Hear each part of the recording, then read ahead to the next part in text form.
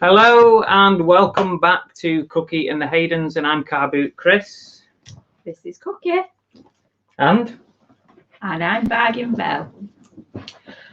And yeah, we are live on YouTube, obviously, but also we are live on Facebook as well, on the Car Boot Chris Facebook page, which is the first time we've tried this.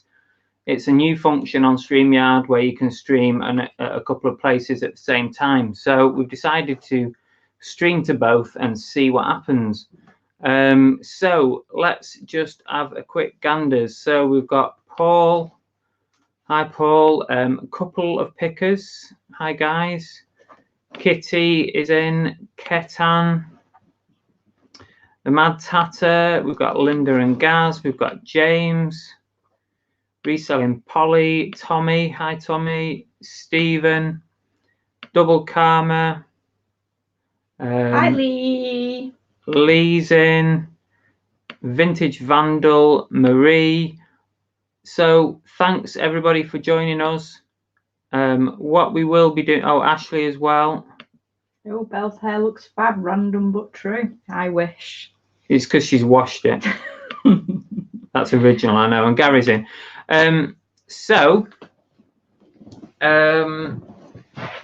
Quick explanation for those who are new. I am a soon-to-be full-time reseller. Come the 1st of November, my normal day job will be no more. I will be a full-time reseller. And Bargain Bell is my super sidekick. Woohoo! Assistant. Yeah. I'm not shining this glamorous off. Executive listing assistant, I think is your title. I don't be for listed. Oh, and Cookie is our wonderful Cookie the dog. Wonder Dog. Yeah, who's got a very licky tongue tonight, so I do apologise. She's just not happy if she's not licking me. Yeah, she's got it on her, hasn't she? We have also got Justin. Hi, Justin. KLC. Hi, Louise. Thanks everyone for joining us, and in a little while Andrew's in as well, and Richard. Right, I'll carry on now. We are going to open up our stream to anyone out there. You don't have to be a regular YouTuber if you've got access to a camera on and you've got a YouTube account, then you can join our stream. We can have up to 6 people at any one time. Now if we get up to 6, I'll be well happy. But I don't know. If we get one, I'll be well happy. I don't know if we're going to get anybody, but if anyone wants to join our stream, I'm going to put the link in a minute, and we'll have a good old chinwag about all things reselling. Yeah, it's something different, but it's also because you've been a very busy bee, haven't you, over the last week? Yeah. Changing what feels like the entire house around just so that he can turn what used to be our movie room into his new office. Yeah, and I'm not going to show you right now where we're up to with this. You can see a little bit of it behind us, because obviously being a bit of a YouTuber, I am in the process of making a video to show you the transformation from movie room to mayhem office come stock room. So it's taken over a week, pretty much every night. I've really hardly done any listing all week because I haven't had time. So yeah, that's what kind of where we're up to. Flipping out, she soon calmed down, didn't she? No, she gave up trying to lick me. Yeah, so also today we did something really unusual. We actually went picking at somebody's house. I had a message from a chap who knew us from YouTube, and he said he'd got a load of gear in his house, a load of collectibles. Did we want to come round and pick whatever we wanted? Basically, he's having a massive clear out. So we did that. We got some stuff. If we get a chance, we'll show you a few bits. It was unusual because it's not the kind of thing we normally do. We basically had free run of his flat, and we picked out stuff that we fancied. It was like American pickers come UK, whatever. Or it was American picker, and I just cooed over the little dog that he had there because it was well sweet. But we did get some stuff. I spent about 70 quid in his house. I could have spent a lot more if I'd have had more time, but yeah, that's about the only sourcing I've done all week. What's going on in the chat? Well, apparently there's some buffering going on. Somewhat. Mad Satyr has said, anyone else seeing a lot of buffering on this stream, or is it just my coal-powered broadband? Is he on YouTube or Facebook? Don't know. Is he commenting? Has he got a little Facebook picture or a little YouTube picture next to it? On mine, it doesn't have either. Oh yeah. Okay. KLC says, I've heard Chris only likes people over 1,000 subs. Well, you're there, aren't you? You're there. I'm pretty sure that's not true. Andrew said he might jump on in 10. He's having his dinner. Kitty said she's in her PJs. So am I. So there's no excuse there. Is anyone else having a problem with the stream? Reselling Polly loves American Pickers. Me too. And I've heard a lot of people say, "Oh, it's nothing like the actual TV show in real life." Oh, obviously, it's not. I mean, it's like porn stars as well. Is nothing like how it comes out on TV. We've gone X-rated already. Yeah, but I still love the show. Porn stars, nothing like it is in real life. Yeah. The buffer. Oh, Mad Satyr has sorted it. James says it seems okay. So everything seems okay. Is anyone actually watching from Facebook? I'd be interested to know. I've actually. Oh yes, Charlotte Thomas says, "Look at all that stock."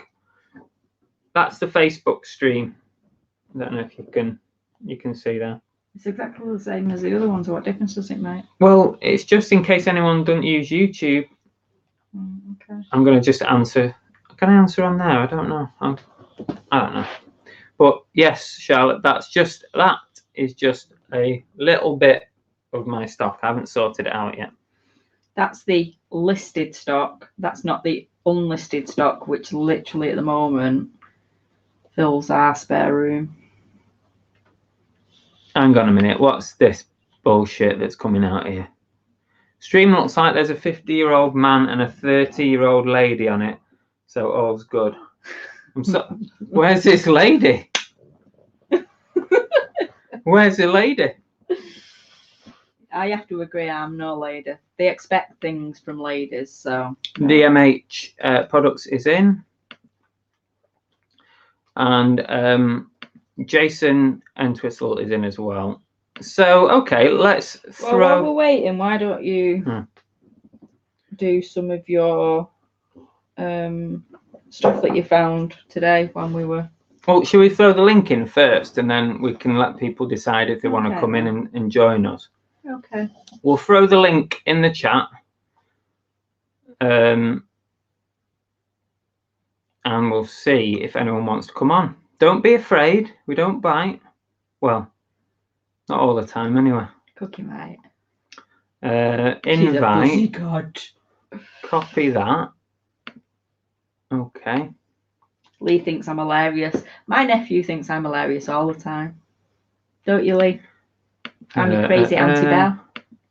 I can't seem to paste it. How do I paste it in there? That's not working.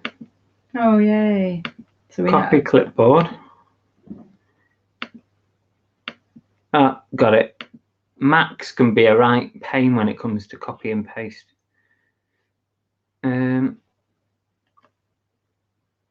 Okay, so there is a stream link in there. If you've never used StreamYard before, just click the link, follow the instructions. You will appear just below my main screen. You'll appear there, and then it's my choice whether to put you on screen or not. So if I don't like the look of you, you're not coming on. Get the man with the power. I have the power. So anyone, Mad Tat said, do you fancy coming on? I'm sure Jason will. Anyway, so whilst we're waiting to see if anyone actually wants to join us, I'll go through. Obviously, we bought quite a few plush toys. Surprise, surprise. Oh, question here from Watcher 1421. Question: whereabouts in England are you guys? Accent sound familiar, but can't place it. We are Mancunians. How can you not recognise a Manc accent? Yeah, we are from Manchester. That's the one. Up north. Clearly weren't sounding our O's properly. Mud Satyr says if it supports my phone, he will do. Yeah, it doesn't work great on the phones, but you can try it. It's beta or whatever you call it. Sometimes it's very, very laggy on the phone, so you might find it doesn't work. Lee thinks it's hilarious that Monumental said you were 50 years old. Well, don't laugh too much because he's not that funny. He thinks he's funny, but he's not. So all the plush toys are paid £1 for. This one is it's like a for real thing, isn't it? It's like a for real toy or whatever, for real bear or something. It's electronic. It obviously moves around. Oh, the Mud Satyr's waiting. I've seen you there. I'll let you in a minute. And yeah, for £1, got some Despicable Me stuff, which I'm going to bundle together in one lot. Oh, there's another one here. So they'll all go together. A Disneyland Parks Mickey Mouse, which was £1. There is what were these? Oh, Peter Rabbit plush with a tag.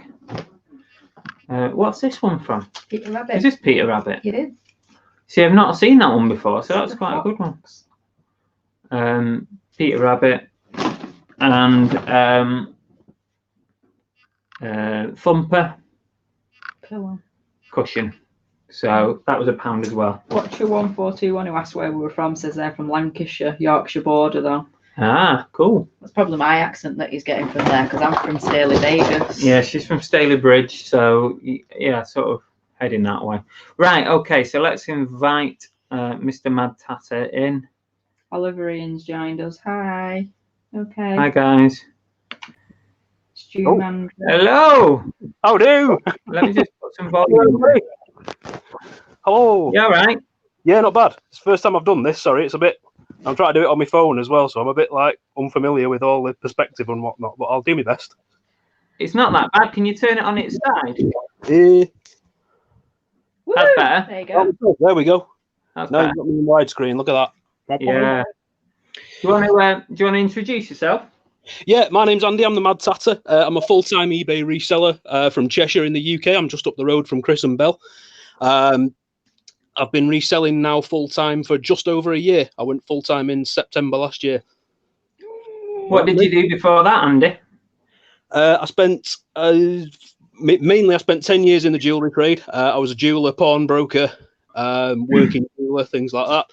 I then went into the car trade, spent 5 years as a used car salesman, as car sales manager, and I've done a couple of other sort of retail jobs and whatnot here and there in between. So you're a real life Del Boy, really, aren't you? That's what you are. Sort of, I guess. Yeah, it has been said. Certainly, it has been said. The hat is mainly because I look bald on camera. To be quite honest with you, I'm blonde and my hair's quite fine, but I look completely bald on camera. So it was just a bit of a vanity thing more than anything. Fair dude, yeah. No worries. Oh, thanks for coming on. You don't go on very often, do you? On the old. No, I don't. I've not really. This is pretty much the first time my face has been on YouTube. To be honest with you, so. It's an exclusive for you guys, I guess, if you want to call it that. Excellent. Yeah, brilliant. Were you the guy that we met when we was doing the? When you were at Chelmsford. Yeah. Yes. Yeah. I recognised you. Andrew is waiting to come in. I'll let you in a minute. Have you just put up another video, Andy? I have indeed. Yeah. There's a guy who's been using the same sort of name as me. Well, he's basically copied my name, to be quite honest with you, on eBay, and it looks like he's potentially taken some buyers for quite a lot of money and scammed them. Oh, for crying out loud! Kind of the video I've put out was just as a sort of a forewarning to anybody who was looking for me. I've just realised which bit of my hand's blocking the camera. I'm thinking it was the back camera. It's not. It's obviously the front camera, isn't it? Yeah. it was mainly put out there as a warning for anybody else who might be searching the internet for the Mad Satyr and find this other person. Or it might, and also I did it to sort of provide information for people who may have been scammed by this person as to how to report them and how to find out, business information and whatnot on them. Right. I'll watch that later. I mean, that's weird, isn't it? Is it a coincidence that they've used your name or what? Well, I go into it a little bit in the video. It looks like I started the Mad Satyr as a business in September 2018. I started my YouTube channel in April 2019, and then this individual changed their name to the Mad Satyr with hyphens in between in May 2019. And I'm also pretty sure I've seen them comment on a video previously as well. So it all seems a bit coincidental. Doesn't it? Yeah. It could be a coincidence, don't get me wrong. And, I'm not sort of setting out to dox anybody or try and sort of, throw anybody into any disrepute. But since I found out about this guy in May, I've kept an eye on him. And he's been fine up until, recently, where it seems that he's taken a lot of people for a reasonable amount of money. Well, that's not good. Right, I'll watch that later. Right, let's get Andrew in, and we've got Louise waiting as well. Yeah. No worries, guys. James said that he's just editing, printing labels and uploading. He can't multitask, but he might jump on Okay, it. cool. Hello. Hello. Hello.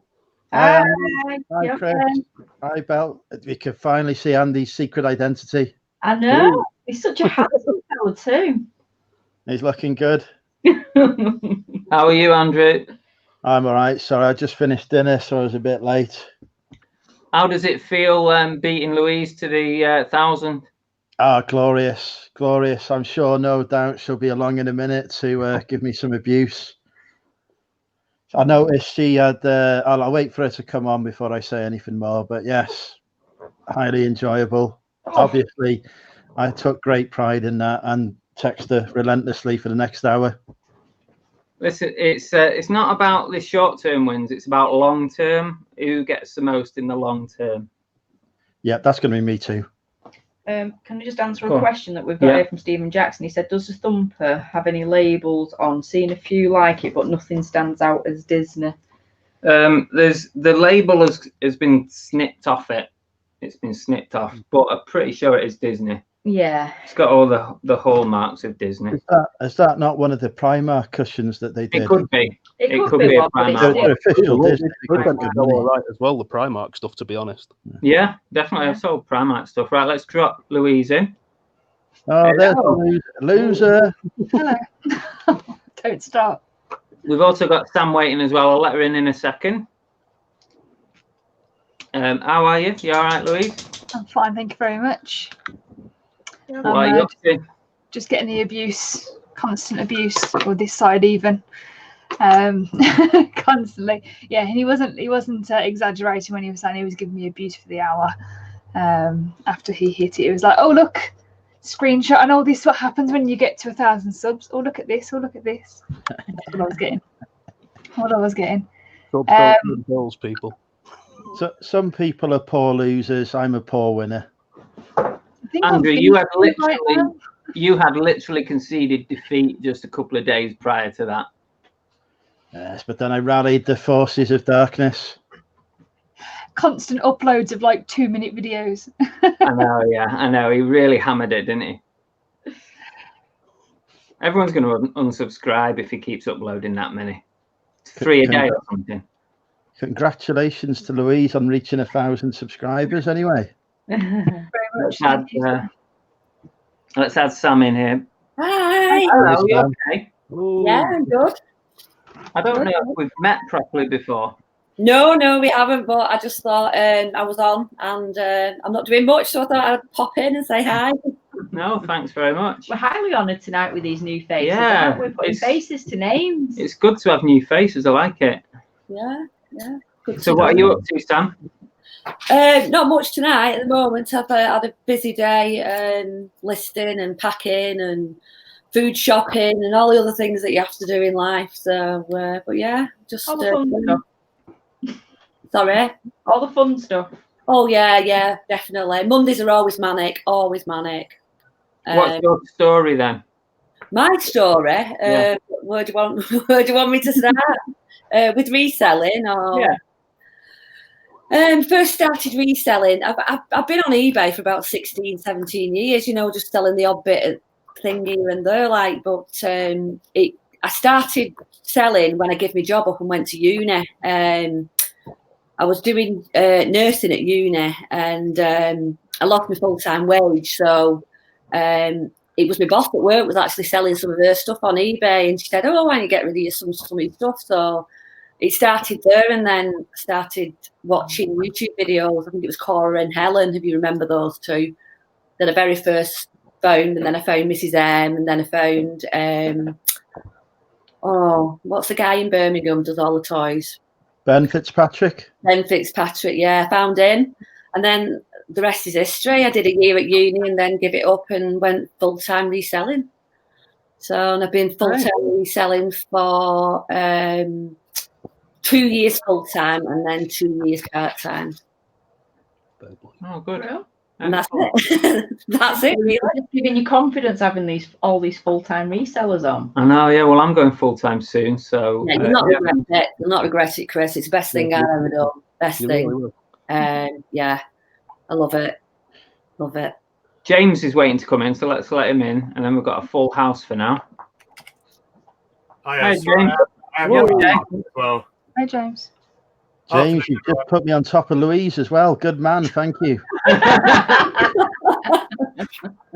my God. Right, I'm off anyway, so... Oh, no, you don't. What are you up to, James? just sorting out Amazon because they owe me a lot of money. Oh. They've not paid me anything yet, which is really annoying. You and the tax man. So I missed that. You and the tax man. Well, I'm not worried about the tax man, but it's just that having money would be bloody handy. Yeah.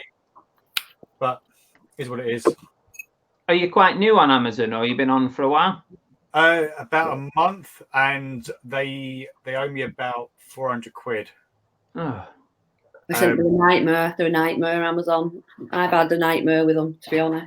I've got a 17-kilo parcel that's ready to be dispatched as well, but I don't really want to do it until they've actually given me some of my money back. Yeah. I think, weren't you talking to us in the chat not that long ago about starting your Amazon? Yeah. And that's, yeah. I took the plunge and just started listing a load of stuff that I bought from Tesco's ages ago. And it went quite well. Well, it will do when you get the money.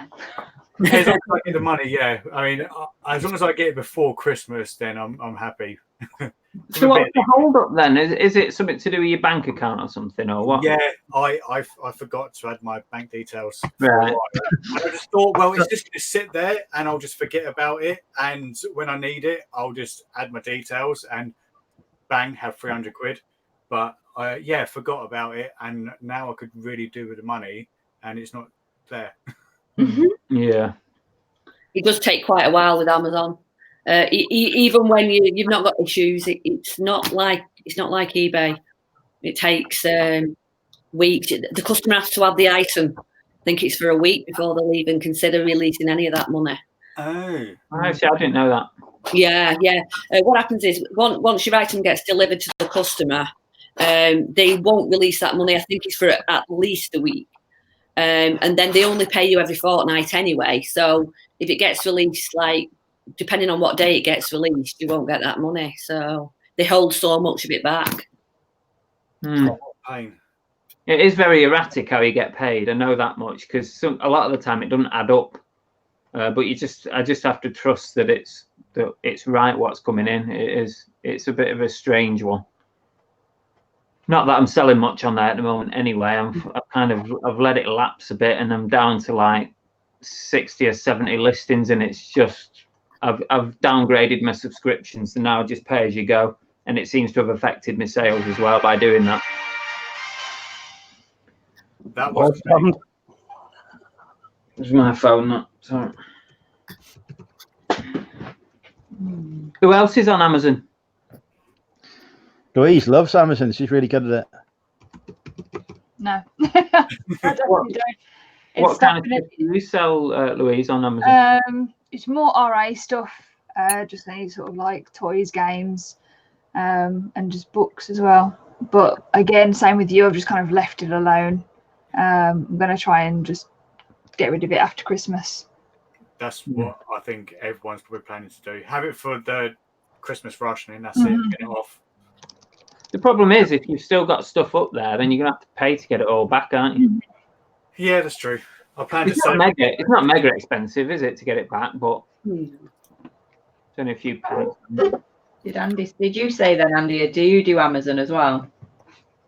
Me? No, I don't touch it. No. He's like, not after this conversation anyway. No, it was something I was thinking about maybe down the line having having a bit of a touch on, but I've been doing eBay for 12 months now, and I still don't feel fully.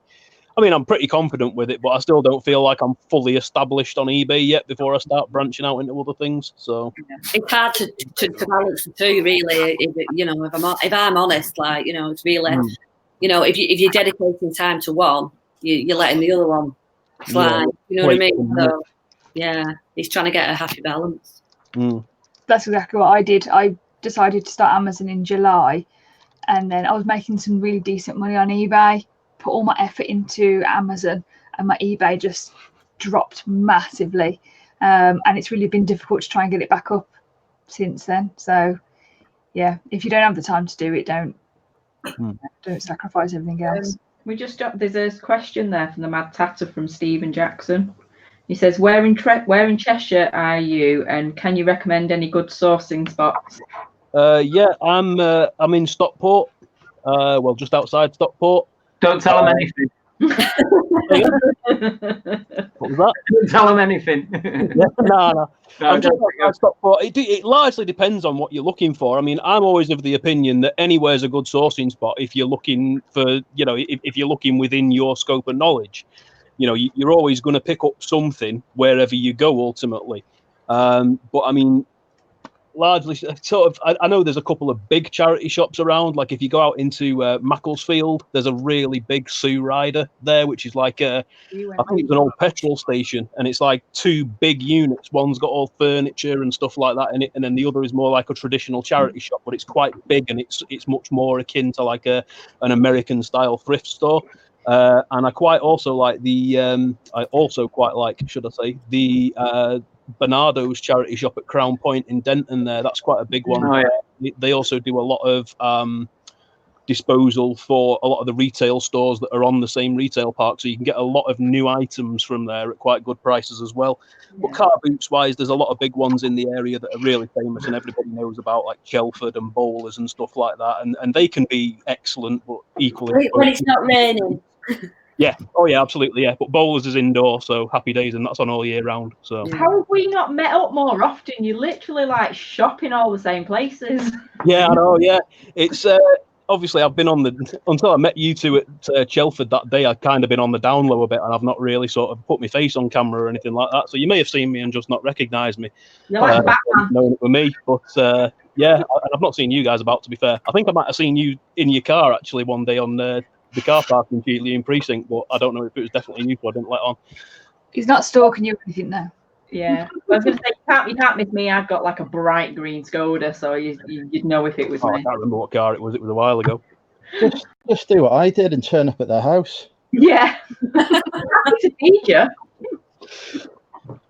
Oh, I've got to say as well, happy 50th. It's Chris has had a very special birthday on Friday. He's now 50 years old. Congratulations, Chris. Hang on a minute, hang on.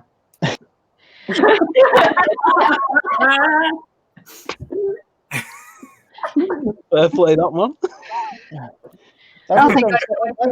Louise on. No, I haven't got Louise on top. Back his head in now. His positioning. Sorry, mate. No, thank you. Yeah, it was my 35th birthday last week, not 50th. Hang on. There was a question here from Linda and Gaz. Chris and Belle, did you sell all that underwear? It is going pretty well, to be honest with you. I think we're in profit now, and we've still got loads of stuff left. Stop using the word we. I had nothing to do with this underwear. All right, he brought it home. Nothing to do with me. You can't miss an opportunity. If anyone's got any questions for anybody who's currently in the chat, then please drop us a question. No problem. I've not seen this one before. Mark for books. They said they sold books on Amazon for 7 years. When established, you can get paid every 2 days, but it takes 3 to 5 days to clear. Can't bring myself to get into books because it means you just got to stand there and scan everything, and I just can't. I can't bring myself to do it. Your chat is full of my local rivals. Hi, Mark. Mark is from Oswald Street, just down the road, and we've got Stephen Jackson in from Chester, I think, as well. Unacceptable to be resellers on my patch. Unacceptable. Go to Essex and live where George Ross does. Look at the great stuff you can get there. Andrew, how's the cow shed going? It's all right. Yeah, I've not been there today. I've been away this weekend in Birmingham, getting drunk, causing carnage. But, you went to the meetup, didn't you? I did, yeah. Where did you go? Yeah, it was good. Yeah, obviously I was a massive success. I don't know if everyone else enjoyed it, but I did. You went home at 8, didn't you? I went to the next bar. Derek and Richard stayed because they're wusses and couldn't go on without eating food. So I took the ladies off to the bar down the road and left the boys to it.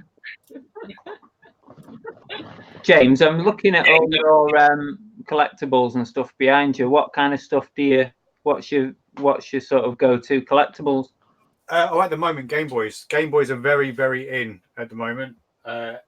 Even broken ones, people are buying them to repair, reshell, and God knows what else. So I think even now, Game Boy, the DMG 01 is going for what, 40, 50 pounds broken. But yeah. There's a lot of videos at the minute of people upgrading them and stuff as well, and customizing them. So the market is it can't keep up with the demand. It's mad. But yeah, Game Boys are my go-to thing at the moment. I've got 1 or 2 of them. I've got I bought a Game Boy and it's got one of those dead pixel line things, and I tried fixing it and it wouldn't fix. The soldering can take ages. Yeah. It's just going backwards and forwards. Yeah, I can't be bothered with that. No. Just sell it. I'll have to sell it with broken or whatever. It'll still sell quick. There's a good. Yeah, it will go within days. Right. It's such a quick market. It's ridiculous. I think I'll have to sell that one. James is giving away me secrets now. I just caught on to the Game Boy market. Where are you sourcing them from? Because you never see them at car boots unless you're really quick. Tip shops are the biggest thing. There's someone that I know where he will pick up between 20 and 50 Game Boys every 2 weeks, and he will buy them in at a set price, whether they're working or not, it doesn't matter. And then he just buys them all off with one guy who just buys everything from a tip shop. So I thought it's a chip shop. So that's a bit. Tip shop. I was sat there thinking you've got a secret contact in a fish and chip shop. Then it's someone else who's got the contact, but yeah, he sells them as quickly as he buys them. It's absolutely mad. What is a tip shop? We haven't got one. Where people go to put their stuff at the rubbish dump, and they have a shop because people just can't be bothered to get rid of it, and people are there at the tip to take all the good stuff out, which then tends to go into a shop which is connected to a charity, and then all the proceeds go to the charity. All right. We don't have one near us. Do you know of one, Andy? No, I don't. To be honest with you, it's a new thing to me. That I suppose the fact we don't have a tip shop means that all the stuff at our tip's free, though. So yeah, jump in. We've got one. Game Boys are well in at the moment. I just don't know how long it's going to last for. Stephen Jackson said, he said, thank you for the information about the places to thrift. And he said, don't worry, he lives in proper Chester, not Manchester, so it's okay. Ooh, Stephen Jackson. Local rivals should be banned. But that's the rider, Andy, that you were talking about. We did Macclesfield not that long ago, and we went in that one. It is big. It is hit and miss, especially the furniture side. Sometimes you can pick up some decent electronics and stuff in the furniture side, but yeah, I'll generally always pick something up in there, 1 or 2 bits and pieces. It's so diverse, the amount of stuff they've got. You picked up that fancy teapot that sold within a couple of days. The theatre, like it was like a cinema teapot. That was from that Sea Rider. Right. The thing with Macclesfield, and it's one of those things that I think it's worth considering wherever you go into to sort of source your product from. It's don't consider the area itself necessarily, but consider the catchment of that area and the sort of people that are going to come towards that area. So like Macclesfield in itself isn't necessarily a particularly affluent area or anything like that. I mean, there's nice bits of it, don't get me wrong, but the people that are coming from the sort of surrounding areas, the smaller villages and stuff like that, Macclesfield's their local town, and there's generally some fairly affluent people in some of those smaller villages. So you tend to find good quality stock, but because it's not in a sort of prime retail space and in a prime town, you tend to find it's at a reasonable price as well for you to buy it. Yeah. I think the only thing I can think of when we went to Macclesfield, they're quite spread out, aren't they? Yeah, they are a bit all over the shop, yeah, and then you get down that big street that's like a 1 in 10 hill. Yeah, I think the people will live by them. George Ross is in. Hi, George. And he says, at what age do you start getting ID'd as a compliment?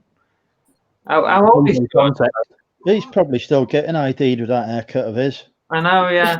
He does look young. I think I got ID'd when I was about 28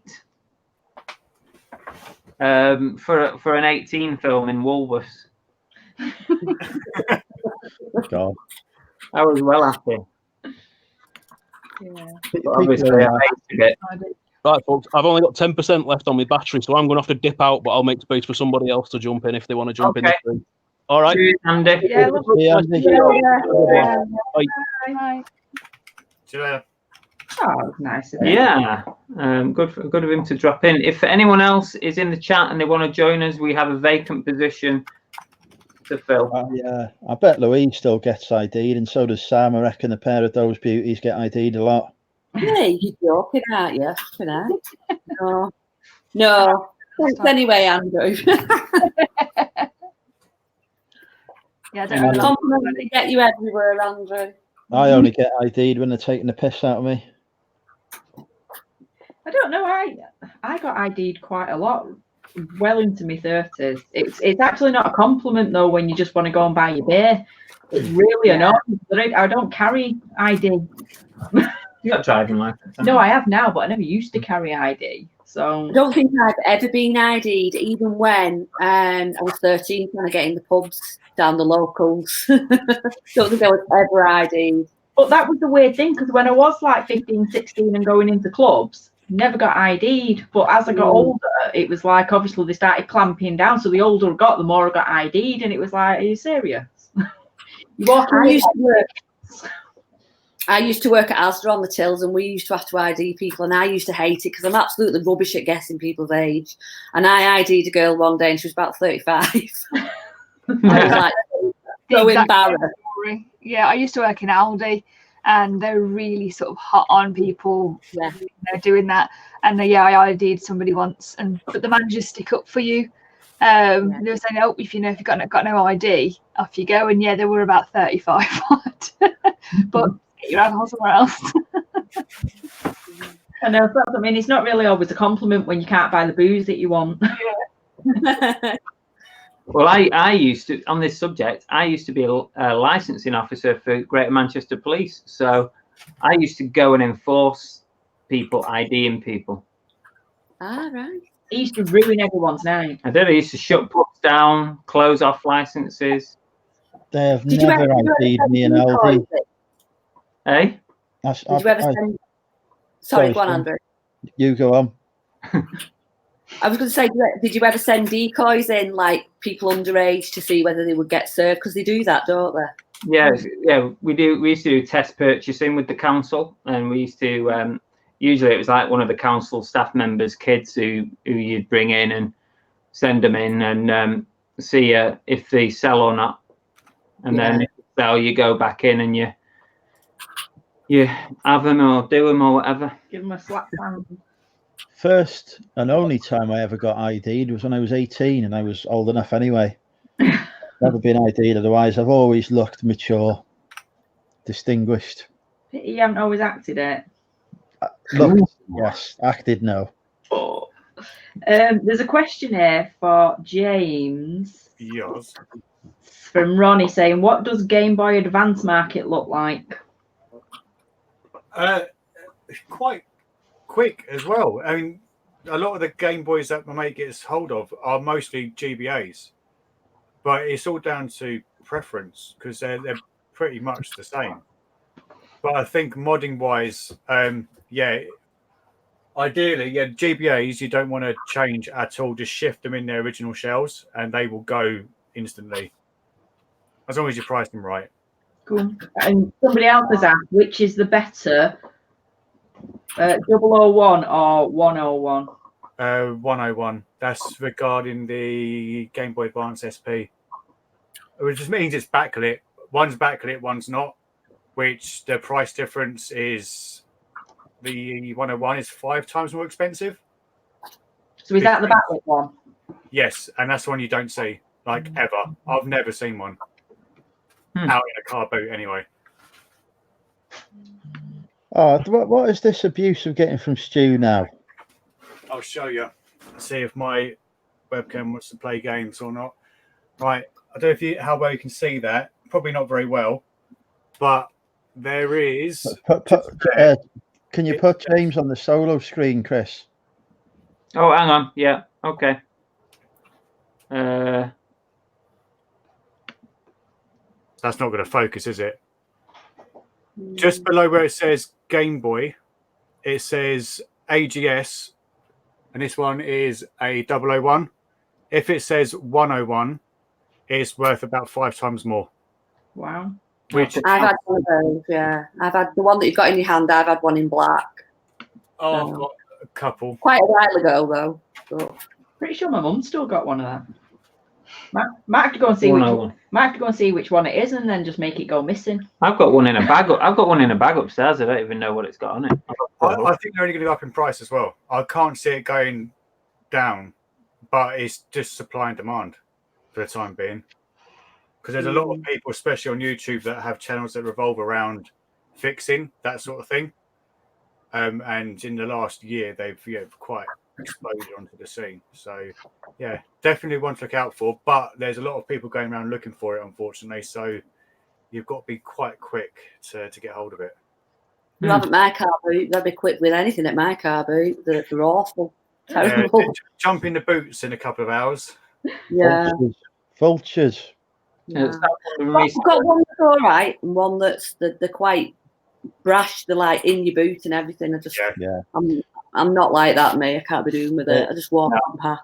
They do that at Chirk, the big car boot down for me, and it just annoys me when I see it. I'm like, I'm never going to do that.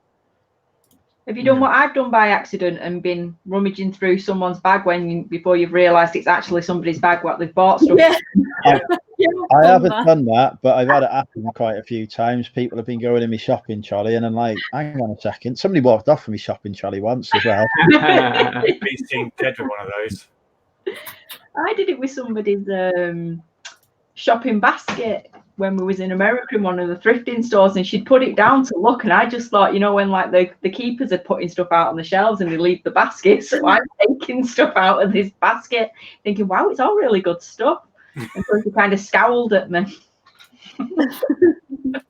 Put it all back. South London Reseller asks, have I ever shut down a rave? I kind of, when I was doing it, it was sort of post-rave era, because raving was like 90s, wasn't it? Yeah, I'm too bloody young for that. I would have loved to been around for all that. Yeah. But no, I've never shut down a rave. Oh yeah, I've been to a few in my days when I was a lot younger. Yeah, Blackpool mainly. Never been to one. I've probably caused a few riots, but never been to a rave. Louise has started going to car boots recently. What's been your experience of them, Louise? I haven't. I saw a video. I went to one while I was camping. There you go, that counts. Yeah, you don't do car boots that much. Pardon? You don't do car boots that much. No, I like my bed. I'm with you on that one. Yeah. So where are you sourcing most of your stuff from? Charity shops mostly. That's where most of it comes from. I've been to a few car boots before, and they've just been a bit naff. You know, because the thing is like when you pick up an item of clothing, you can have a quick sort of scoot around it, but then if there's any issues with it, you can't take it back, or you can't do anything with it. And I feel like a lot of the time when they're trying to sell it a car boot, if they're not selling it for a high price, I just feel like there's something wrong with it. You know, the charity shops kind of look over it and kind of I don't trust them, no. Holding and stuff. I'll be honest there. To be honest with you, I've had most stuff with holes in or anything like that has come from charity shops. I've done really well at the car boots, to be honest. With clothing and stuff. Yeah, I've done really all right. Yeah, I've had some really. When I went to the car boot, I did well, but other times just has kind of put me off. You know. I think I'm with Sam that the people are selling stuff at the car boot because they think there's still money in it, so they don't think that there's, you know, you get a couple who are trying to pass off stuff, but most will be like, this is still decent. In the charity shops, people are just getting rid of stuff. They don't check it before they hand it into them.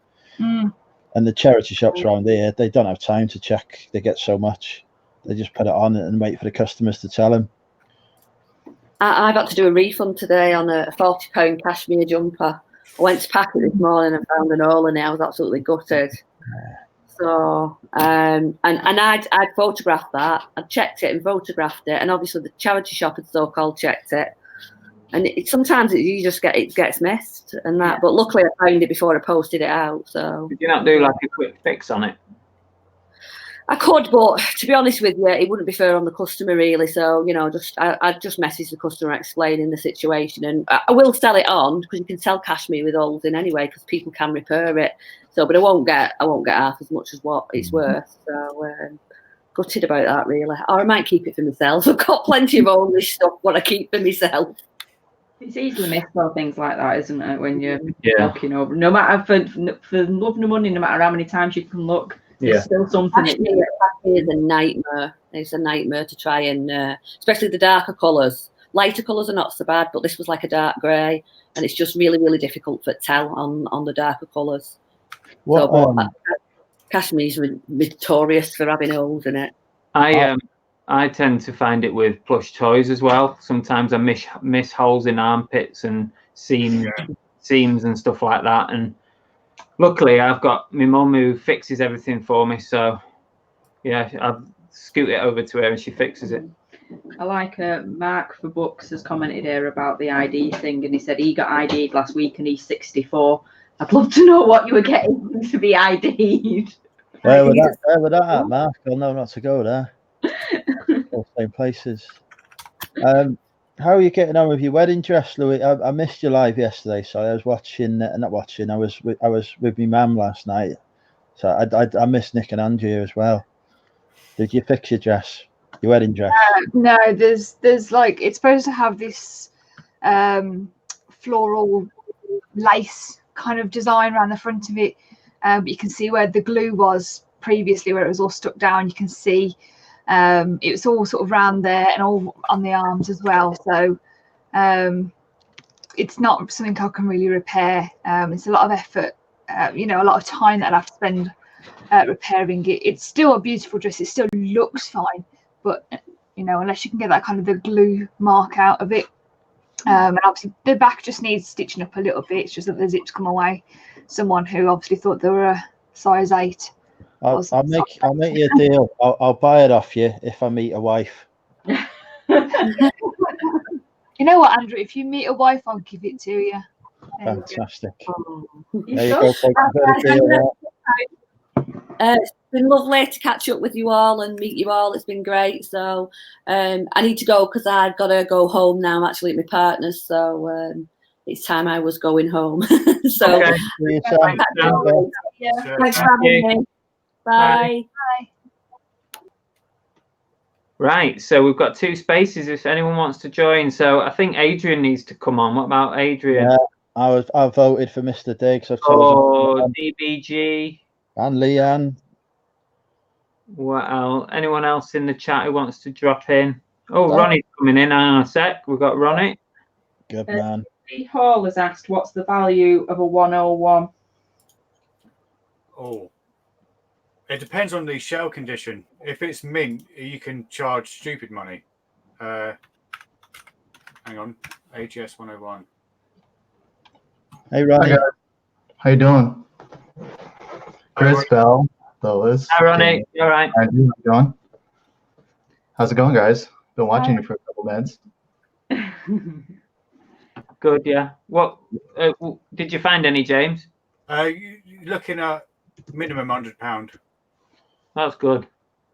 We need to look at. Yeah, for a small little device is absolutely insane. Like it's the Game Boy Micro is worth a few quid as well. Oh, that silver thing. Yeah, the tiny little one. Yeah. I missed out on one for £2 or £3, and that hurt missing that because it was an uncommon colour as well. But again, those you're looking at minimum £50 for a little device like that. Yeah. Ronnie, what's it like are you in Fresno? Well, it's pretty nice in California right now. It's in the 70s, nice and sunny. Weather's nice. Not too bad. It's a holiday here in the States. It's Columbus Day, so I'm off and enjoying the show. Oh, is that what you're going to be doing shortly? No, it's raining here.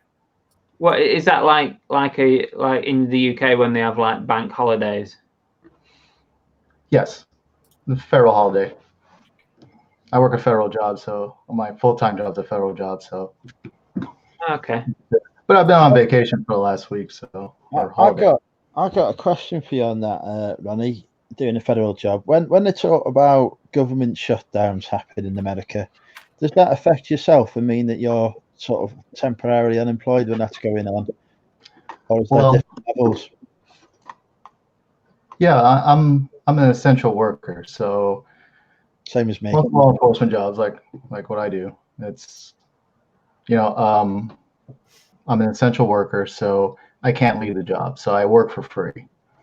So I just don't get paid for however long the shutdown was. I mean, the last shutdown I think was in January. It was like 30 days, so I didn't get paid for 30 days, but I got a check at the end of it, recouping all of those 30 days. So that's how it normally works. Fair enough. Because like if we have we didn't have a government for a couple of weeks here the other week, for example. For me as a civil servant, I'm an essential worker, but I still get paid. It makes no difference to me. Wow. I think I'd fall apart. One of the bad things about having a government job, it just you're kind of like at a mercy of a bigger entity, and you kind of have to, you have to watch news and see how it goes sometimes, But that's why I love reselling so much. I mean, you kind of get to make make your own way a little bit better for the most part. So. Do you think at some point, Ronnie, you're gonna do reselling full time? Probably when I retire in about 10 years, maybe. You're too young to retire.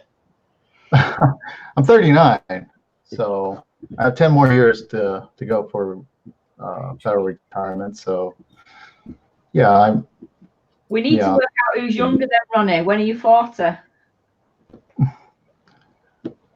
Who's younger than me? We need to work out who's younger, me or you. When are you 40?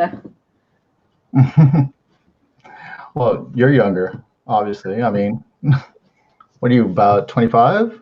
I wish. Oh, Jesus Christ. That's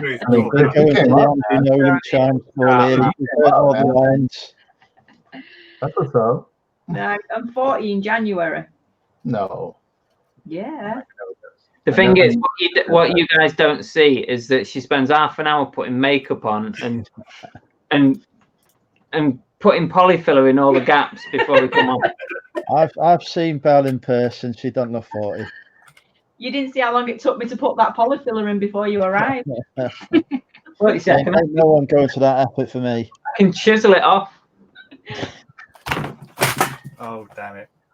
I was commending they can get themselves done. And, I mean, they spend a lot of time and care and detail in that. That's just great and wonderful. And they do it for the guys, man. I mean, or the ladies. It's wonderful. Love it.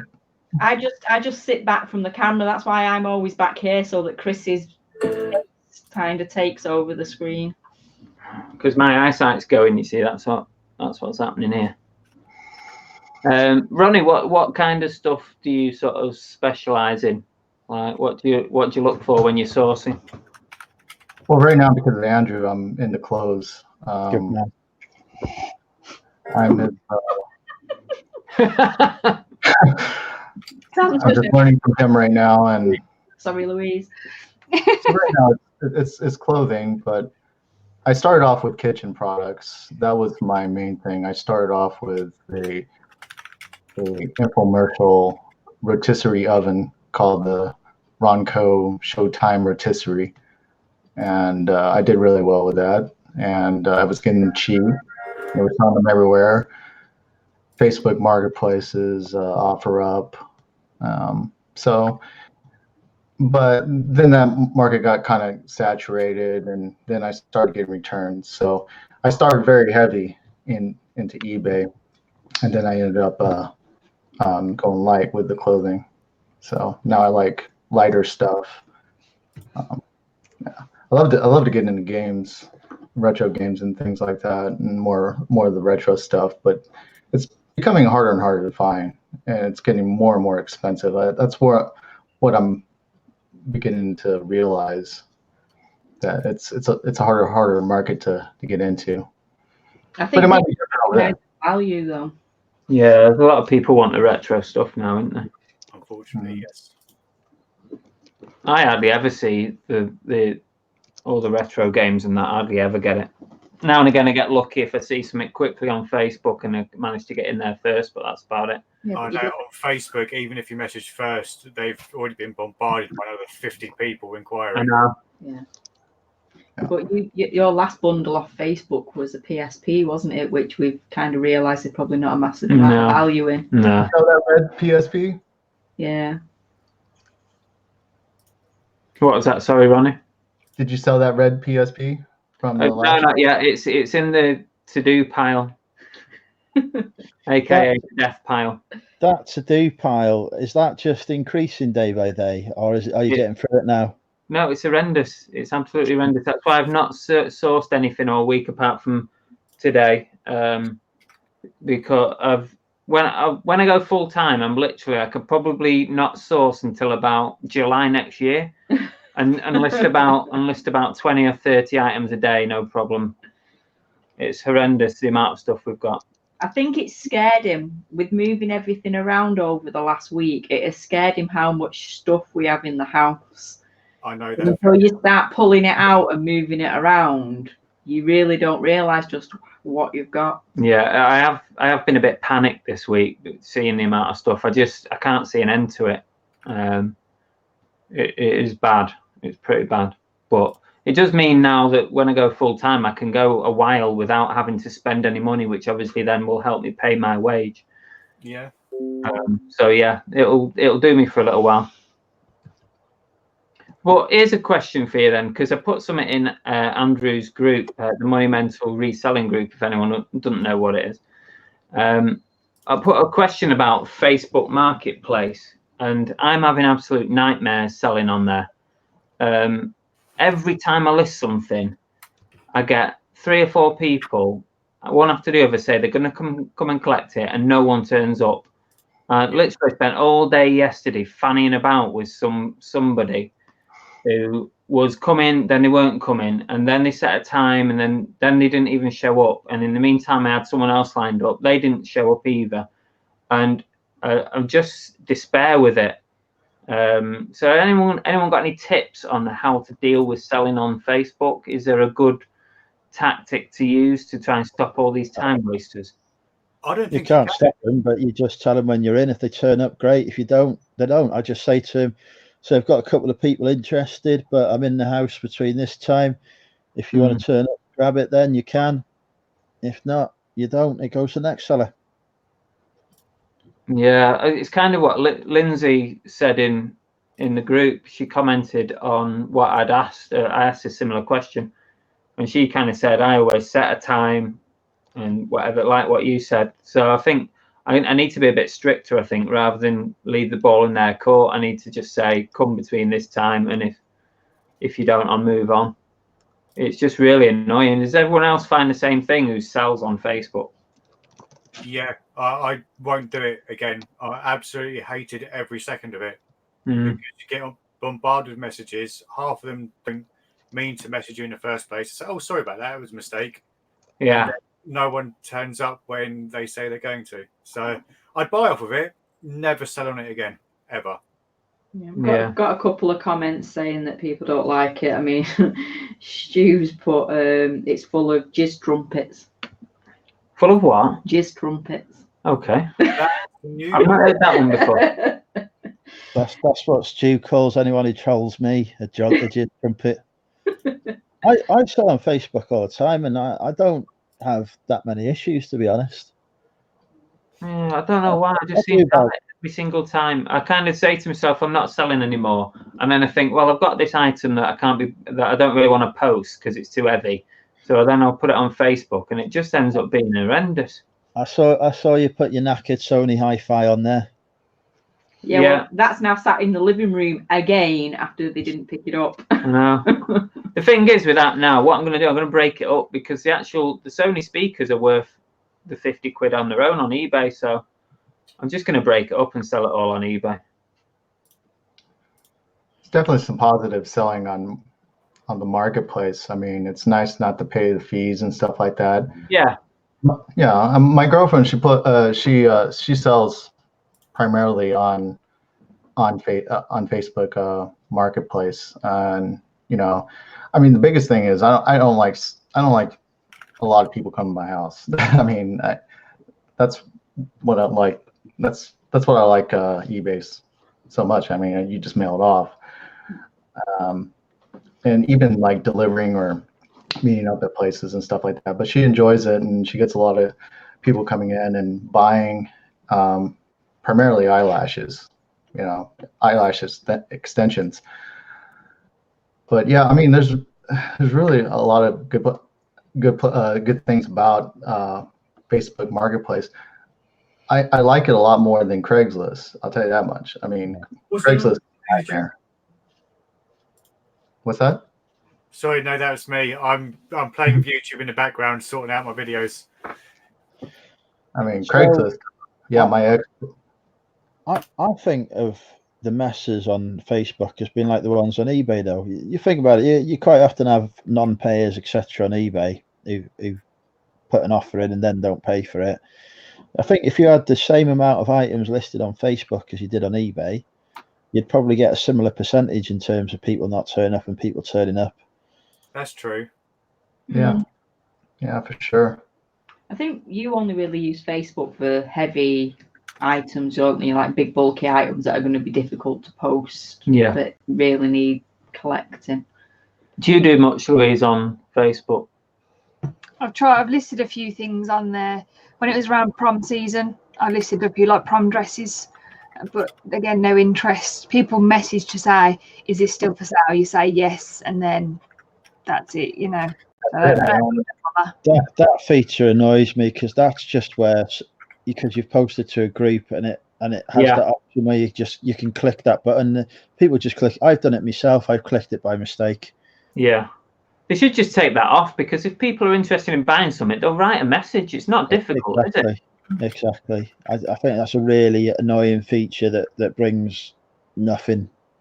No, I know. Yeah, totally. One guy messaged me telling me that the dress was going to be for him, because he wanted to take his daughter to prom or something like that. She had no friends to go with, and I'm like, "Are you giving me a sob story?" Or oh my god! And I was like, "Do you actually want this?" Right? Nothing come up about it, so waste of time. Yeah. Well, we went picking at someone's house today, and that was unusual. The chap emailed me after he'd been watching our YouTube videos for a while, and he only lived 10 minutes away, and he just said him and his girlfriend had split up, and he had a load of collectibles and ornaments and books and toys. Did I want to come and have my pick of anything? So he sent me some photographs, because I didn't want to make the journey unless it was stuff that I was really interested in. And so I decided we went round together, and it was interesting. Yeah, it was kind of unusual going around someone's flat and saying, right, I'll have that, I'll have that, I'll have that. It was a bit weird. Has anyone else done anything like that? Yeah, I've got a few, oddly enough, similar circumstances with a couple of people contact me on the Facebook after watching my YouTube saying, you know, they've got a house full of stuff that they just want to get rid of. Will I come and take it for 50 quid or whatever? I've done quite well out of it then. But I think the difference for you is they let you pick what you wanted. This one, it's been like the last couple I did was just like take it all or nothing sort of thing. But yeah, so I made really good money out of it. So, you know, I'm not complaining, but it does leave me with it did leave me with a lot of stuff that wasn't worth putting on eBay that I just put on Facebook for sort of 10 quid as car boot bundles for people to come and pick up. No, I think it was weird because literally when we showed up, he was like, "Oh hi, I'm Chris," and I went, and he went, "This is my other half." He went, "Oh yeah, I know who she is," and it was like, okay. And he's like, "Oh yeah, my girlfriend used to watch you two all the time." I was like, okay. It's good though. It's good. It's good. Is watching you two the reason why they split up? Oh, I hope not. Yeah, probably. Maybe she had a secret obsession with Chris or something like that. Well, Or there's lots who do, but I can't help it. It did turn out that his girlfriend was the very first person who recognised him whilst out in a charity shop and let on to him. Yeah. In Stockport, as we were like chatting to him and stuff. So he could have been the reason behind their heartbreak. You never Him know. and his Build-A-Bears. He could be watching now. Hello, hi Stephen, if you're watching. No, we're not having a joke at you. We're just talking. We're just chatting. Yeah. We apologise, Stephen, for any heartache that Chris or Belle have caused. John reckons it's a good idea to break down the hi-fi system, which I think I am going to do that.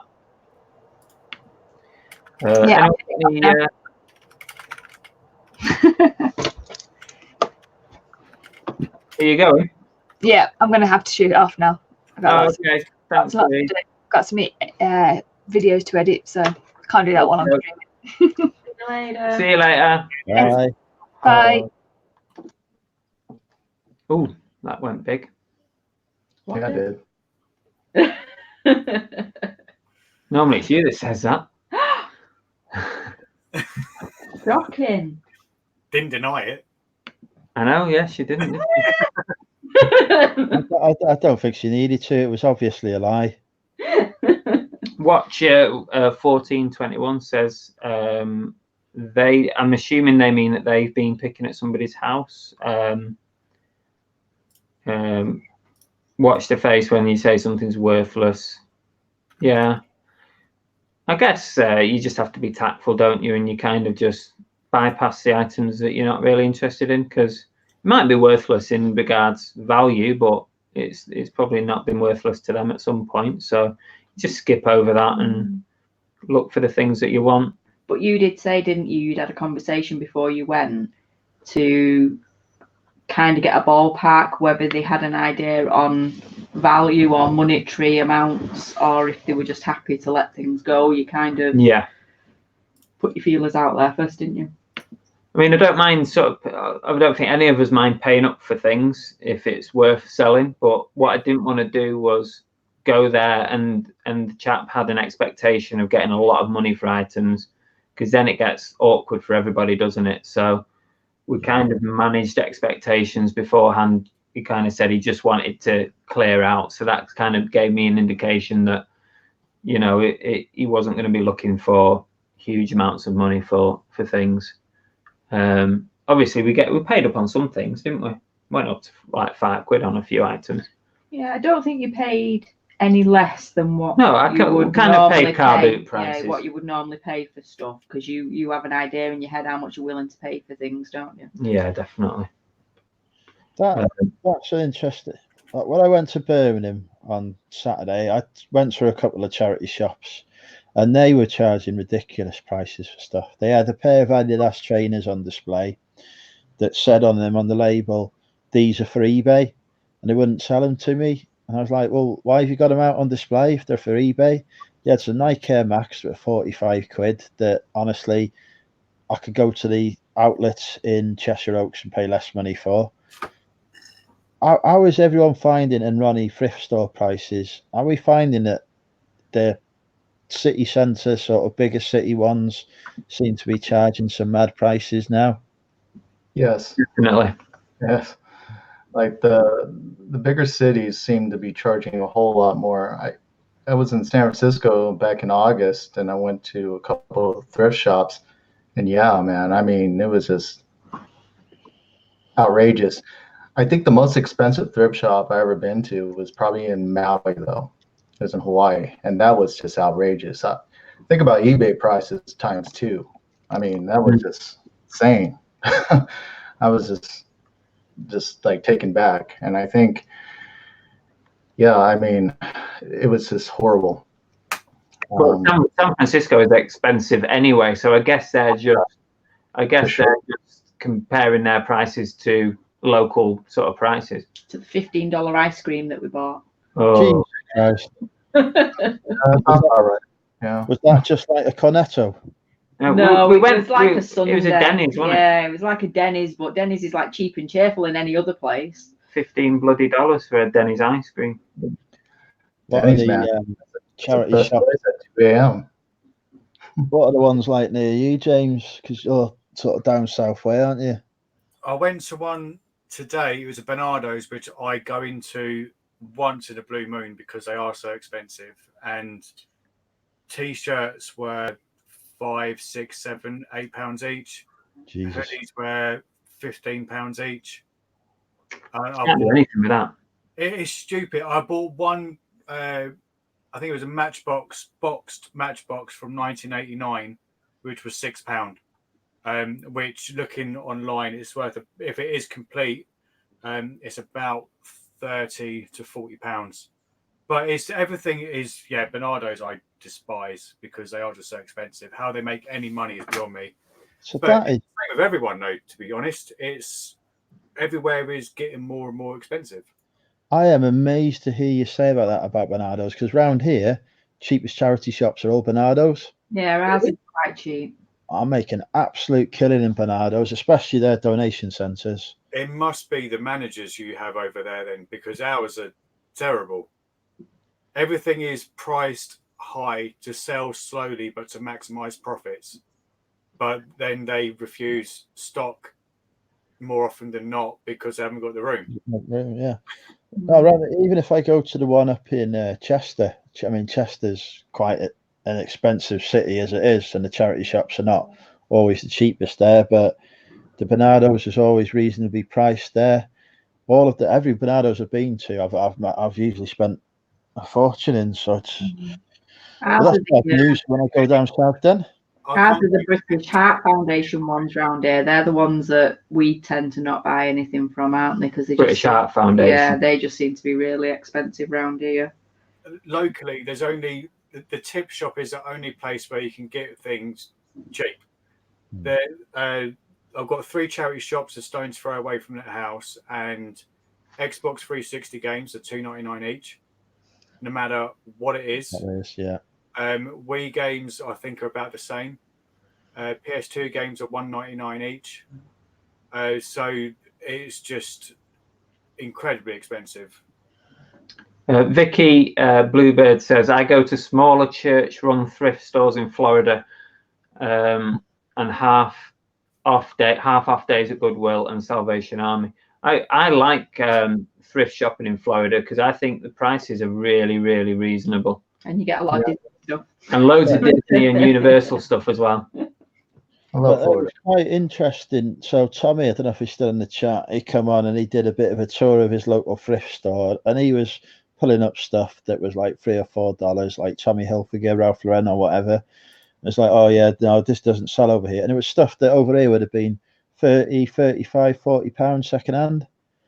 And it's like, oh, it doesn't sell. So Well, I think that's because they have the what are the big shopping complexes? They have the big outlets where the relatively cheap price to buy brand new, so you don't need to go and buy them second hand at that price. It's like Calvin Klein. Whenever I go to Florida and places like that, I always come back with Calvin Klein stuff because it's just so cheap to buy. You can find it cheap everywhere here. I mean, yeah. I mean, I that's true actually, because I posted in the thrifting board group. I posted a picture of a Calvin Klein top asking for some advice about whether it was genuine or not a while back, and a lot of people were like, "Why are you buying Calvin Klein?" I'm like, "Well, here in the UK that will sell, but in the States, obviously, it's 10 a penny. Yeah, 2 a penny, 10 a penny. Yeah, 10 a penny. Doesn't matter. Yeah, so that's just one of the differences, isn't it? I mean, having said that though, right, if I go to Cheshire Oaks, and I go to the charity shops near there in Ellesmere Port, some of the stuff that they're selling there is more expensive than they're charging at Cheshire Oaks for the brand new stuff.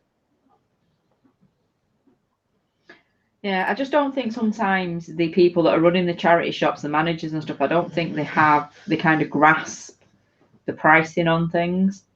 No. Like you said, they see a name and they just think, oh, that'll be worth something. And like you said, they're not looking that it's not like before we had the internet where you had to go to a shop and pay top whack for everything. You can pretty much search the internet now and find anything at a decent price. Yeah, but I don't think charity shops quite realise that their footfall is not the same as it is on eBay. Yeah, but they exactly charge that top-notch price, which just. I've been into the bag as to one of the local ones who I get on with quite well, and they are just stacked because they would take on what the others refuse to take, and so they're trying to turn it over as quickly as possible. So they are making money, whereas the others, it's just annoying because some of the stuff you see get turned away, like a decent Sony TV, which I ended up going to another charity shop and getting that for 20 quid. And it was a Sony Bravia TV, 32-inch, nothing wrong with it. 20 quid. And they could have sold that within minutes because it was that good. It would have literally gone out and then that was it. It sold straight away. When they do what I call electrical testing day at Bernardo's, they put stuff out like that for 10, 15, 20 quid. And I have to be first in the queue to get it. Otherwise, it's gone within 5 minutes. Now I'm like, tell me what's coming out. If it's got Sony on it, I'll have it. Yeah. But they're just refusing money, it's just annoying to see charities do that. To rather they want to get an extra £2 for a board game than actually turn stock around rather than have the money in the till. I mean, I tell you what. I mean, I currently work for a charity, and obviously I won't be in a few weeks. But I think the reasoning behind all this is that it's getting harder and harder for charities to raise money, especially sort of your local charities, your local hospice charities. Fundraising is getting harder and harder. Getting people to do sponsored events is getting harder. So they're looking for other ways to maximize their profit, and they're seeing a lot of people coming into the shops who are resellers like us, and so they're just naturally thinking, well, why give it to them to make a profit when we can do the same? So I think that's what's kind of going on with the charities, certainly the local charities at the minute, maybe perhaps even more so than the big national ones. I can't sustaining though. They simply no, definitely not. And a lot of it's to do with manager targets as well in shops, local shops, depending on whether managers have eBay targets or or not. And the charity that I work for, if a shop sends that identifies an item that might be worth more by selling on eBay, they send that item to the distribution center, but they still get the credit when it sells on eBay, so it comes back into the shop budget. So there's massive incentives for them to ship it out of the shop, whereas in the past there was no incentive for them to ship it out. So they're just gone on the shelf for pittance. Yeah, it would have been better for them to sell it for £1 than to let it go up to the same charity's eBay shop and it go for £10, because they didn't get the credit, but now they get the credit, and I think that's happening a lot more now. But surely That sounds like what Google's doing. What was that? Sorry, James. Sure, that's going to incur storage fees to some extent, because you're going to have a warehouse to hold all of this stuff. Most do have warehouses anyway, because if you've got sort of more than 3 or 4 shops, then they tend to have a central warehouse anyway. There's a big warehouse distribution centre in Wrexham for Nightingale House, which is our sort of local hospice care charity. The size of the thing is massive, and I'm just like, I would love to be unleashed in there. The stuff they must have. Yeah. I mean, I get to walk around our distribution centre sometimes, and yeah, there's plenty of stuff to be had. Hang on a minute. I meant to invite 2 Aussie thrifters in. Oh, they're actually here now, so let me just drop them in. Hello. Hey guys. G'day. Brad's Hey, Dom. Today. Yeah, on the way to work. So. I was going to say, we had a conversation about being on the bus. Oh yeah. I work out what it was. Yeah, just on the way to the day job, but I'll jump in and say hi. Good catch. Oh, hi. Do you want to introduce yourself? My name's Brad. Myself and my partner Jasmine are resellers in Australia, and we go by the tag of 2 Aussie Thrifters. So, yeah, we enjoy what we do. That looks like a bus to Manchester. That looks like the stagecoach.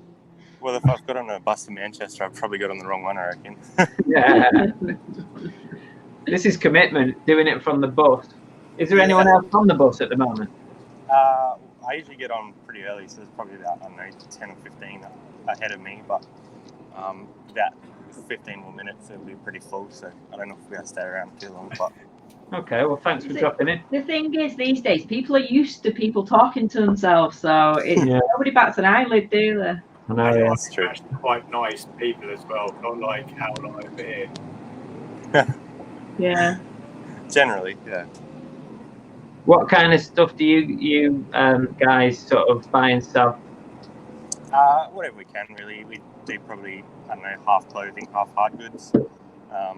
We've been pretty lucky lately. We had a big lot of brand new tag stuff come in, so that should help us over Christmas. But yeah, we'll do whatever we can find, really. So what's the day job that you're off to? So I work in like an office, just as a project manager, and Jazzy is a manager of a bookstore. So Yeah. Really? yeah. Has he managed to source much from his bookstore? Not really. If they ever closed down, we'd probably do it right. But yeah, she can't really source anything when she's working there. And it's all pretty high retail price. Like it's a uni bookstore for uni students. Right. So unless they did like 95% off, it'd be pretty expensive, I think. You got a dog on your lap there, is that? Yeah. Yeah. She Mr. just Cookie. she doesn't care. I'm just like a glorified dog bed.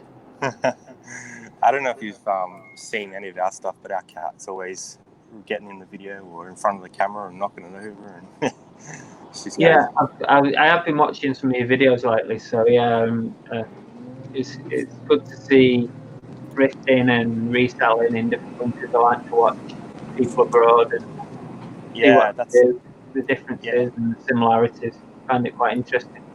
Yeah, we love watching what you guys are doing, and like a few people over in the States and stuff. It's kind of cool because it kind of like opens your horizons a little bit as well. Like different stuff. Yeah, so. definitely.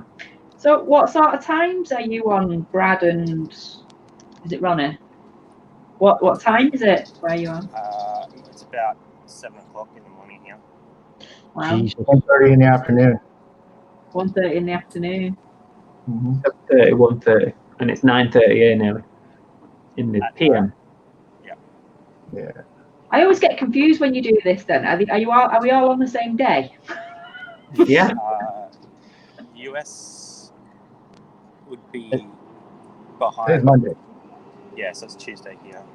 Oh, right, so Ah. you're on Tuesday. See, Tuesday you laughed morning, at yeah. Sorry, yeah. My bad.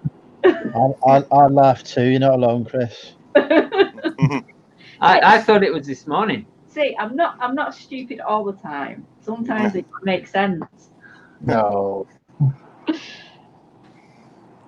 See, so he's suffering what we're going to do in a few hours' time. But at least he's got more of the week gone. Yeah, true. Like the sun's out as well. What was that? What do Sorry? you say, Jane?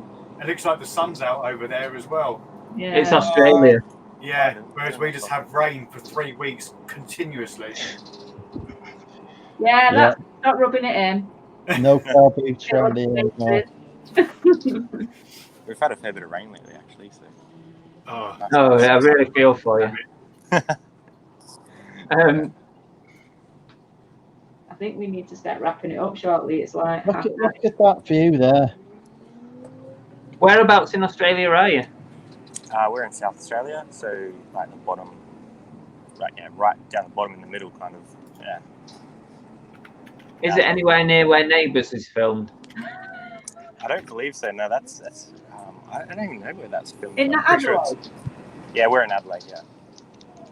Well, that is, isn't it? Neighbours is Adelaide, isn't it? No, is it? I don't think so. Or is it Melbourne? I think it's Melbourne. over East Coast. Yeah. No.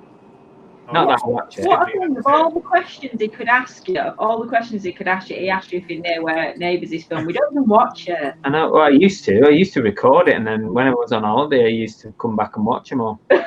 Here you go, Chris. You've got a reselling panel of genius in front of you, and you want to talk about soap operas. What about Home and Away? No, that's it. New That's Zealand, it. for Christ's sake. No, it's in Australia. It's on the East Coast as well. Neighbours is Melbourne. She says. Whereabouts is Ronnie? Ronnie is in. Is it Fresno, I'm California? in Fresno, California. I'm in the center of California. Inland. Inland California. Yeah. So nothing near where we went. No. It's just Two- my geography skills are shocking. I couldn't work my way around Manchester, let alone different parts of the world.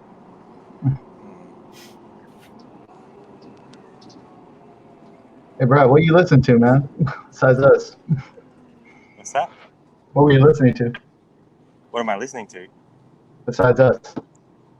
Music. Well, I was listening to just my playlist, but yeah, when I saw that you guys were live, I was like, oh, I'll quickly jump in because I usually miss them. Like usually by the time I get on, it's just finished. So yeah, I was like, oh, I'll go and chat. But I'm usually working.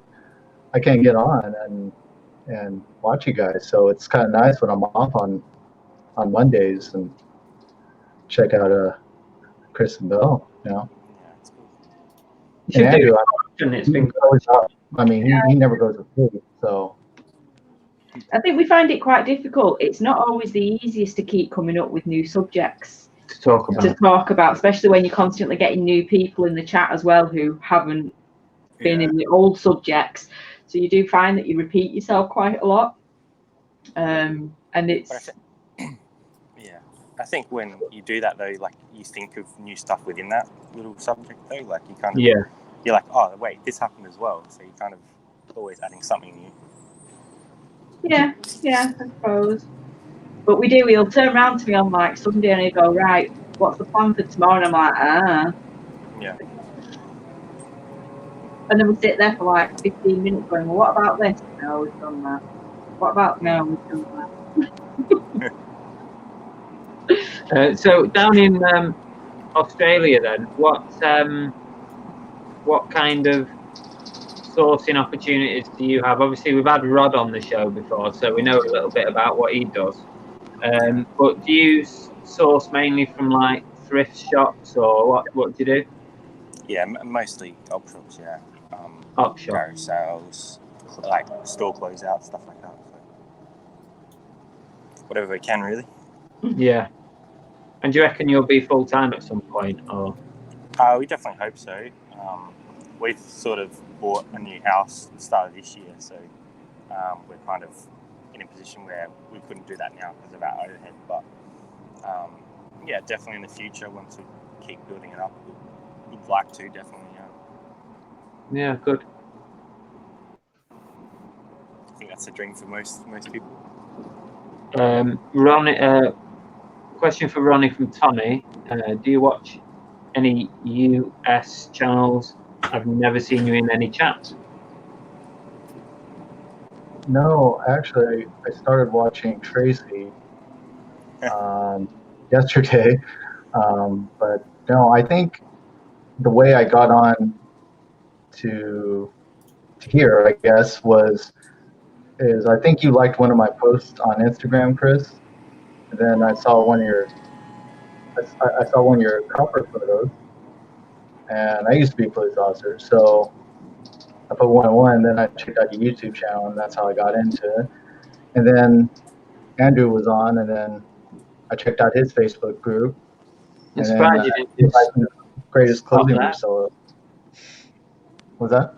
I'm surprised you didn't just stop there once you'd seen Andrew. How dare you? So, yeah, I mean, so that's how I got into watching you guys. So, yeah, that's the reason why I haven't really been in on too many chats, and plus, listing and stuff like that, and daily life. It does take over your life. So I used to watch a lot of YouTube. Like every time a new YouTube video come out for resale, I'd watch it.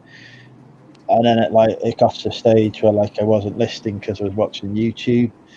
So I've had to cut back massively on what I watch now. But I still watch the 60-second tips that Chris puts out, even though they're 3 minutes long. That is not that. You're missing the point. You're a lot less serious than the ones they used to for the police. Oh yeah. know about Because that. he's what? They weren't 60 seconds. I put a comment about them not being 60 seconds and it got deleted. No, I did not delete it. It's the advice is 60 seconds. That's the point. I'm going to do around it. I'm going to do a 60-second tip video, and I'm going to do it in 60 seconds. Do it then. Although my introduction is usually going to be, it's probably going to be 20 seconds of that. Well, I did notice the other day. What did you do? It was outside his garage, outside his storage unit. You put a very, very quick video on about, I can't remember. Oh, it's a preview of something. But out of the 50-second preview, 30 seconds of it was just introducing yourself. I did sort of think that afterwards, and I thought, oh no, stuff it, put it out anyway. You've done worse. The only video I deleted is me on the toilet. It's funny actually how the resellers sort of move in similar circles, because we seem to have ended up in this loop of similar people, and then you cross over a bit with someone else, and then you find someone else who's operating in a different circle, and it's weird. I have no idea what you just said. Does anybody I know? think these people know what I'm talking about. It's a lot of that. Yeah, and there's a lot of that, and there's that little bit of crossover, and then you find someone new, and then you join up with somebody else. But you kind of go in the same circles, people. I've noticed as soon as I do something, I'll go somewhere. Louise follows me, and then she gradually takes over from me. You know you love it, Andrew. Yeah, as long as she remembers who's boss. Not you, right? Definitely not me.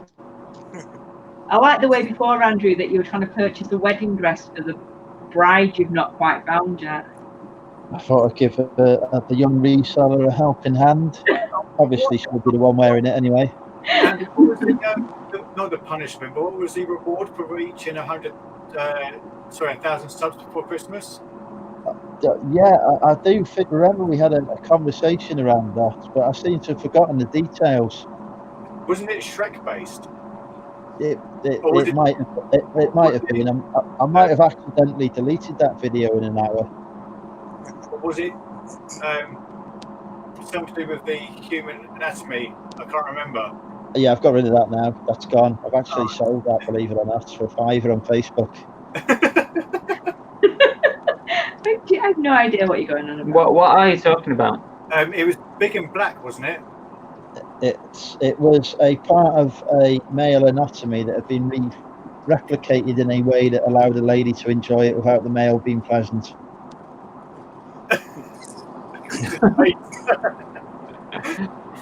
I'm still not quite sure why we're talking about that.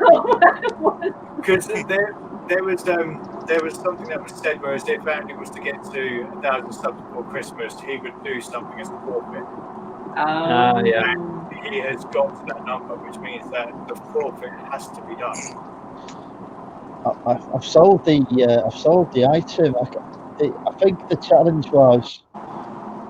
I had somebody called James Collects, never heard of him, turn up on my YouTube one day, and then I mistakenly mentioned that I'd got this dildo and a Shrek outfit, and I was going to go around the car boots if I got to 1,000 subs before Christmas, dressed as Shrek, waving a dildo around. Can you imagine? Get locked up. But I've actually sold the dildo, so I can only do one part of that now. I think the Shrek part that's left is fine. Yeah, that'll do. But I think I'll do it, but we've only got 2 weeks of car boot left here, unless I go to church. Bowlers is on all year indoor. It's I need a film crew. So if we can find a volunteer film crew, I'll do it. I'll film you. Oh, God. Tommy says he'd like to see ads do some 60-second tips. That'd be crazy, wouldn't it? It'd be impossible for ads to do a 60-second tips. They'd be like yours, except 10 minutes long. Tommy's also put there. The US is very. Is that clicky? Small groups. Clicky, yeah. Small groups work against each other instead of helping each other. I've only really ever found sort of positives. Well, no, I'll tell a lie. Actually, I found one complete balloon. Yes, we know what that is. And we know who that is. But other than that, I've found a lot of people in the US to be very, very helpful. But I don't know. I mean, Tommy would probably know better. He lives there.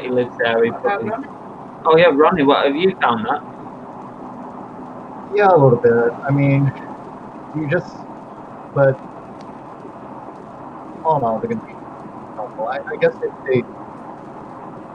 guess if some feel threatened by you, but the thing is, I mean, there's so much stuff. There's so many places where you can trip over yourself and resell stuff. I mean, I can find stuff all over this place to resell. You know, it's just how you look at it. It's really the individual, and really how they break it, how they set their value. Your sound's gone off a bit there, Ronnie. Can't quite hear you. Can you hear me now? Yeah. He said yes, but it's okay because he follows Money Mental UK, the greatest programming channel in the world. Mental UK, and but yeah, I mean, I think it's a lot more quicker when you're actually on the ground, you're in thrift shops, more so than. There are so many. There's so many reselling YouTubers from the States. There's just so many to follow, and everyone sort of seems to have jumped on it a lot over there, even before it really became sort of popular here in the UK. It would seem to be really, really saturated. So I kind of have a certain group of people that I watch that I like to watch, and then others that I'm not so keen on. Well, I think everyone thinks it's easy, right? Everyone thinks it's easy. You just find something, and I mean, I guess in the core of it, I mean, it's simple enough. I mean, you find something that's been used and then you resell it online or on, you know, at a swap meet or a flea market. But there's so much more to it. There's so many areas to fill in, right? Yeah. Just like the origami challenge, right there, Andrew? Right? Absolutely. A critical part of being a successful reseller is to be able to put together a paper X-wing. Apparently, we're doing that this weekend. It's not going well. Let's just put it that way. I really want to watch that because I know you're on Road to Channel, but I'm away in Birmingham when it's on. We've like pre-filmed something, so we'll put that up before the waffle. But man, like I don't know how, but I feel like. And on that bombshell. Mine is the only one that was flexible. Oh, you're back. We lost you for a moment then. A little bit there. I went through a tunnel, so that's probably why. I was saying, yeah, it's supposed to be like a 3D model, but it's definitely not turning out that way. You're on like the longest bus journey ever. Yeah, it's just fine. Australia's quite big. Yeah, it takes me about probably 45 minutes to get to work. So probably 5 minutes away now. So I have literally the longest journey to work ever. What happens is I wake up, I reach my hand down to the side of my bed, I grab the laptop, the work laptop, I turn it on, I'm in work. It takes ages. And then you just go live instead of working. Occasionally that may happen. I mean, I've had I don't know how you even get any work done, Andrew. You've got your Facebook group, you've got YouTube, you've got your eBay, and you've got your cow shed. How do you get anything done? It's all due to my fantastic time management skills and ability to delegate. Have you found any housemates yet? I haven't even put out an advert yet. I want to get the cow shed sorted. I want to get the business moved into there, and then I'll get a housemate in. At the minute, I don't need them. I was in the position like last year where I absolutely relied on that income. Now the eBay is built up, so I don't need the money from renting out the house. So I haven't got that motivation behind me at the minute. I think we need to call time because we've got to go to bed and get up early. So yeah, we need to make it to Tuesday. Yeah. It's past my bedtime already, but I think we can probably call time and thank everybody for joining us, including those that have now left us. Can I just actually say, you know, when we did the live video where we wanted people from around the world and different places to talk to, we've got more people on this one than we had on that one. Maybe we should do it like every other show. We should just invite people on. Yeah. And mix it up a bit. I just think it's been quite good just doing a general chat with people. Yeah, it's cool. I'm always up for a live chat, you know that? Yeah, but that's because you use it like Skype. Yeah. That's harsh. Right, guys, lovely to see you all. Thanks, Bye, everyone. Thanks to everyone who's watching, joined us in the chat, and for all our guests. And what I'll do is afterwards, I'll put everybody's link in the description who's been on the show so that people can go and sub. So I appreciate it. And we'll see you next time. Yeah. Have a good day. Have a good night. Bye, everyone. Bye.